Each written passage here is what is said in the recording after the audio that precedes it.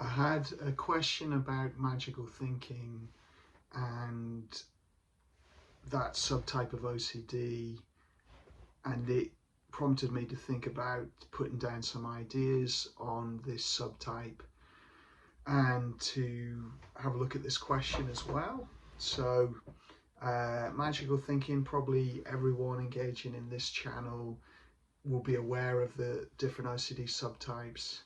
This is a subtype where we're really worried that things could go wrong in our life or people around us or ourselves.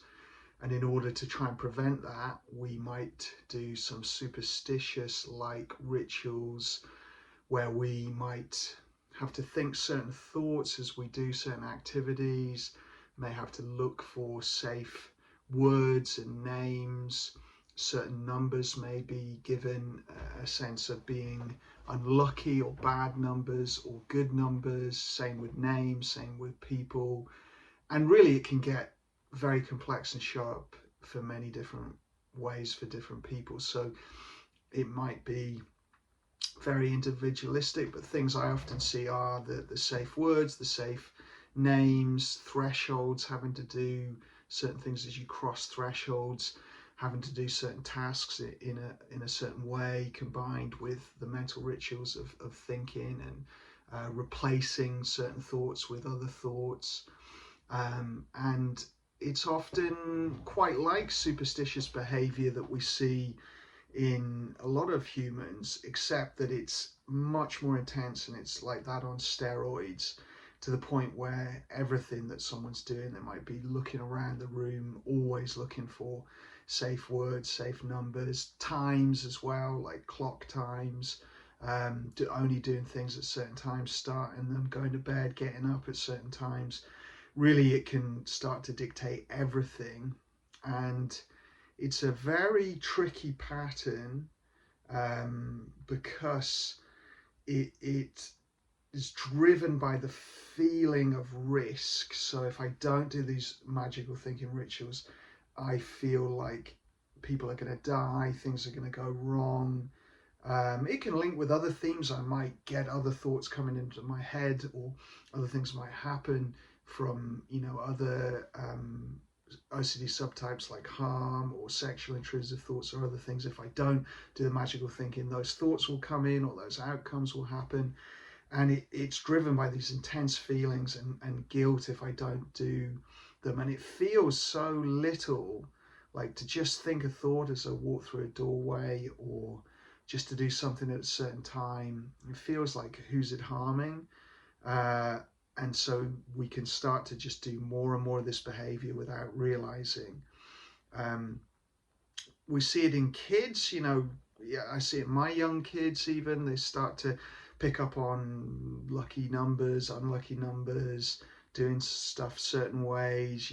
There's step on a crack type superstitious things, or not walking under ladders, or you see a lot of it in culture. And in certain religions as well, there can be ideas there. And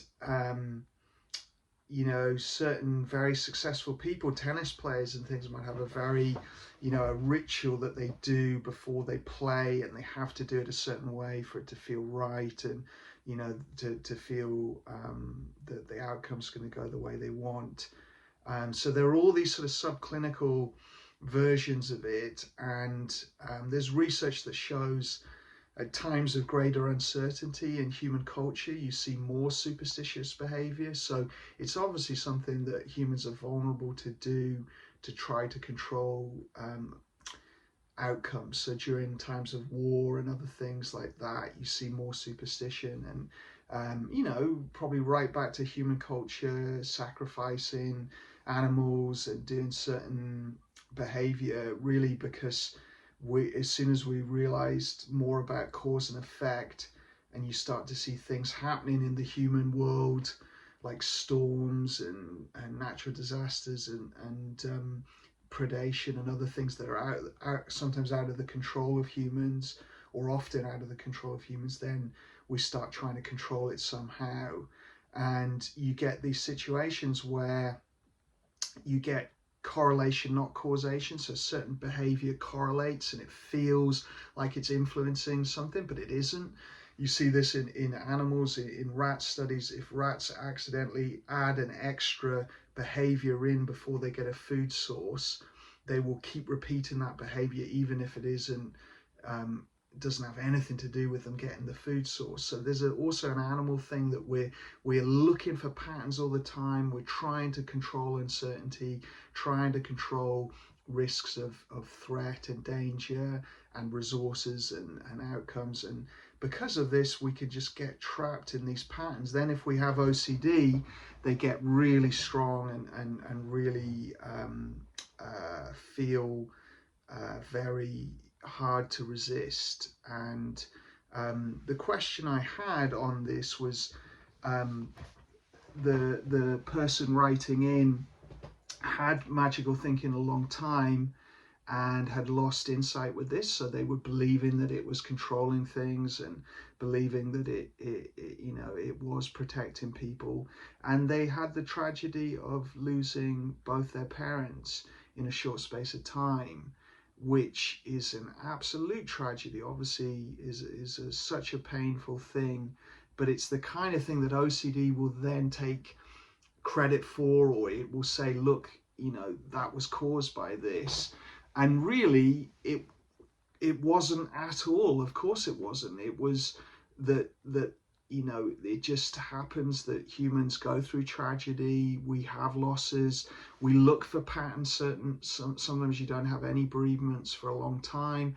And then as you get older, you suddenly have a run of them. Or even for younger people, these tragedies can happen, and we're often looking for ways of making sense of these losses and coping with the grief and the pain of it. And if we have OCD, that will often jump in to try and control this not happening again, or make sense of why it's happened, or sometimes to distract us from the unbearable grief and uncertainty and pain that we are coming into contact with through the loss of people we love. The person then said the magical thinking might latch onto other people, so it might jump around. After the person had lost these relatives, it's then starting to try and develop the same pattern for other people, which is common. It will latch on to fears around different family members, different outcomes. Sometimes it's about us, sometimes family, sometimes both.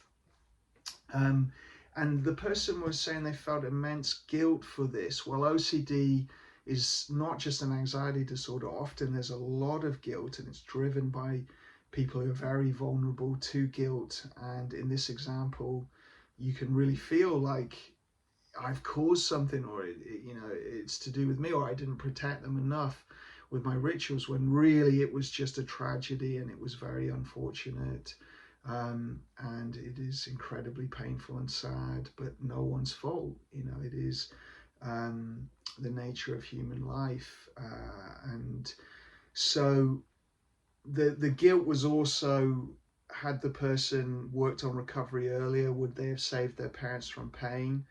This is where we have to do a lot of self-compassion, because our mind is always trying to figure out, how to do better. And with OCD recovery, our mind can be very hard on ourselves. But the reality is, recovery work is very tough. If you're in the depths of it, many people find it hard to engage in therapy. Many people do engage in therapy and don't get the outcomes they're looking for, because it's tough to do recovery. So it's not like this person was just avoiding this easy solution that would have definitely got rid of OCD and saved their family pain. It's hard, it's terrifying. The stuff that's going on in your brain is really real, in the sense that the fear is real. The reality that it's tapping onto isn't real with this subtype, but the fear of the neural networks being activated with terror, fear, and guilt and other things are really genuine things going on in your brain, and they're very hard to push through. And it is no one's fault, and you didn't choose to have an OCD brain and to have these patterns. And I don't know about your history with it, but often, you know, people haven't known it's OCD for a long time. They didn't get the treatment early enough. There can be complexities in relationships. I mean, none of this is your fault. And the key thing is to work on recovery now, and to challenge the OCD now, and to try to cultivate self-compassion, because if you are being very hard on yourself and being very self-critical, that will not support your recovery.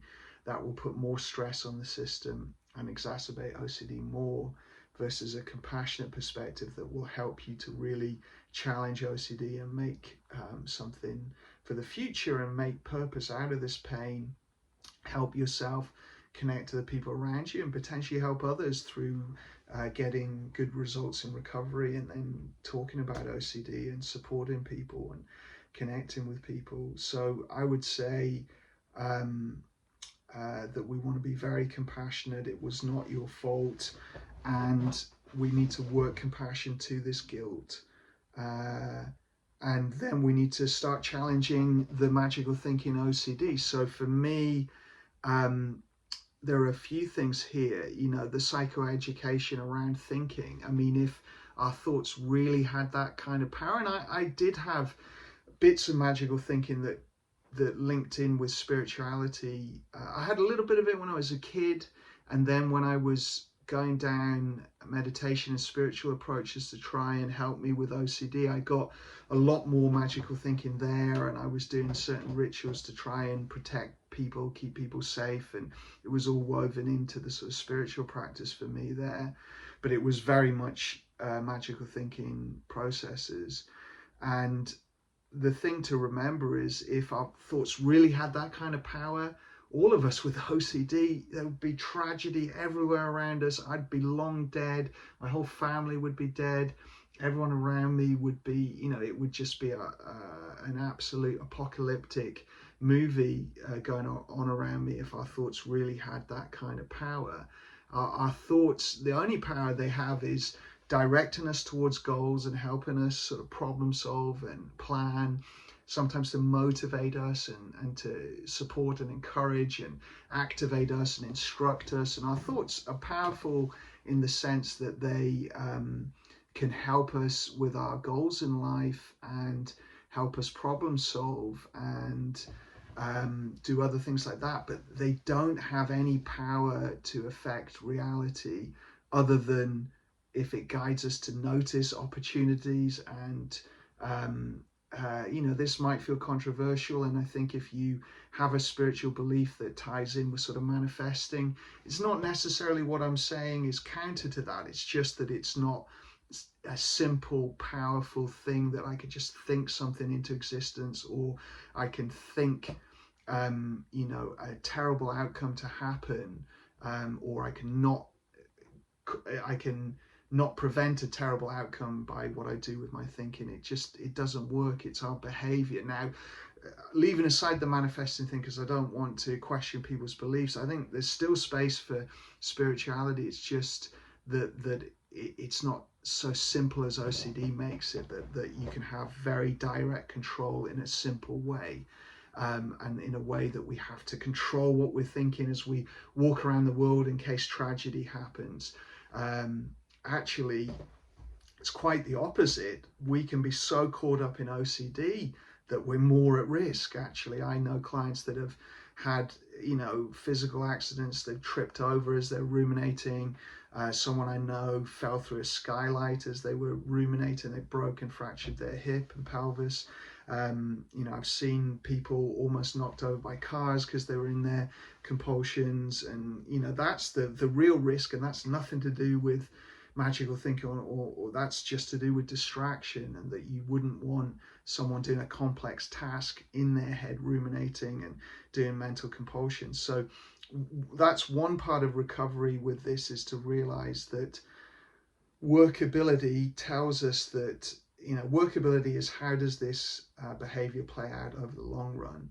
Well, workability tells us with this one that, like I said there, it doesn't keep us safe. It actually distracts us. And maybe it's not as extreme a lot of the time as that, but it distracts us from connecting to the people we want to protect, being available to emotionally support people, to be of service, to connect. So it doesn't protect people, it disconnects and makes it harder to do all we can in this world to protect people, which is be available, be connected, and spend time together and check in and do things for each other. That's all we can control.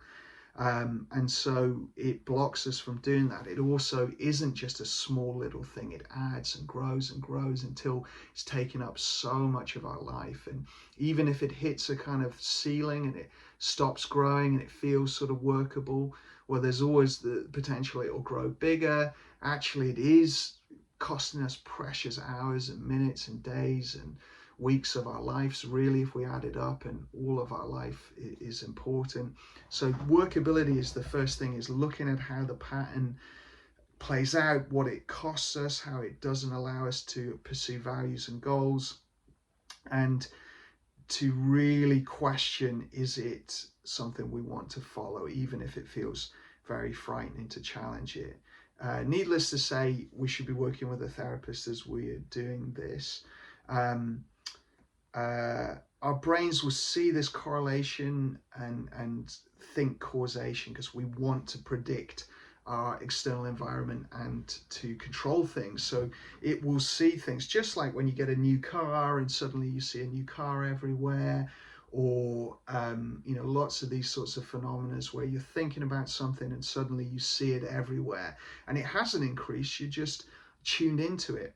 And part of OCD compulsions is threat monitoring. So if we're looking for threats, the irony is we start to see more of them. So if we're looking for things going wrong, and OCD will do this thing where it threatens you with massive things going wrong because of magical thinking, and then really little things will go wrong, which are normal human inconveniences, or sometimes slightly bigger stuff, or in the question, normal human tragedy and loss that happens across our lifetimes. And OCD will start to try and, gather that and try to claim that. And we've got to go, no, this is just normal human life, the flow and pattern of our life. And we often like to see patterns there because it gives us a sense of safety and security, but really there's just randomness at the heart of all of this, and you can't predict it. No one could tell you and predict these things are going to happen. There's no research study ever where people can do that. You can ask your OCD to give you the lottery numbers. It can't make those sorts of predictions. It's just part of your brain very frightened about the uncertainty of life and trying to control things.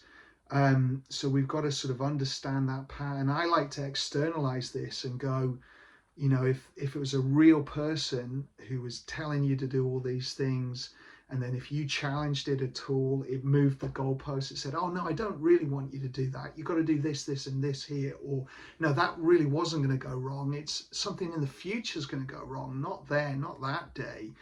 Would you trust this person that's backing down, changing the goalposts, changing their story, claiming things, and then you challenge it, it then changes the compulsion requirements and tells you, oh, that's fine, that compulsion you broke there is okay now, but you've got to do these ones over here.